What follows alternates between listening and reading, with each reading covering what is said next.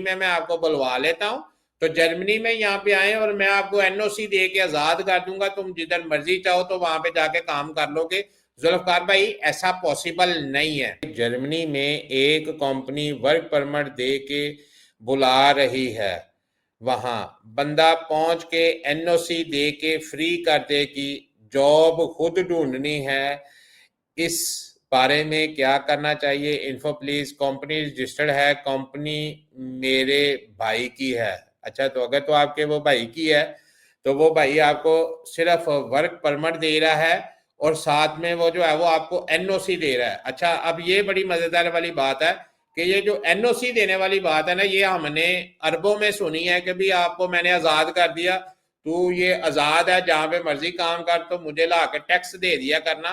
Tax से मुराद कि आप मुझे जो है वो जो कमाओगे उसमें से थोड़ा सा हिस्सा दे दिया करना, तो तू जिधर मर्जी काम कर। ये पहला आपका मैंने भाई देखा है कि जो आपको ये कहानी सुना रहा है कि आप जो है वो जर्मनी में मैं आपको बुलवा लेता हूँ, तो जर्मनी में यहाँ पे आए और मैं आपको एनओसी दे के आजाद कर दूंगा, तुम जिधर मर्जी चाहो तो वहां पे जाके काम कर लोगे।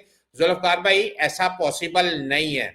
अगर आप किसी भी कंपनी में वर्क परमिट पे आते हैं तो आपके ऊपर ये लागू होता है कि आपने उसी कंपनी में, जिस कंपनी का आपके पास वर्क परमिट है, उसी कंपनी में काम करना है। दूसरी किसी कंपनी में एनओसी लेके के आजाद हो के आप किसी और कंपनी में जाके काम नहीं कर सकते, पहली बात। दूसरी बात, अगर आप करेंगे इस तरह, आप आजाद हो गए हैं, उसने जो है वो आपको आजाद कर दिया है, तो सर आप इलीगल हो जाएंगे, आपका रेजिडेंट परमिट जो है वो रिवोक हो जाएगा। जिस दिन वो आपको आजाद करेगा, जिस दिन वो आपको एनओसी देगा, एनओसी का मतलब यहाँ पे ये होता है कि भी मेरे पास काम नहीं है, मैं इस बंदे को फारग करता हूँ। अगर वो आपको फारग करेगा तो हाउसलैंडर भी होगा जो जर्मनी का हो, ये इमिग्रेंट्स को देखता है, वो आपका कार्ड कैंसिल कर देगा और आपको बोलेगा आप अपने मुल्क में वापस चले जाएं।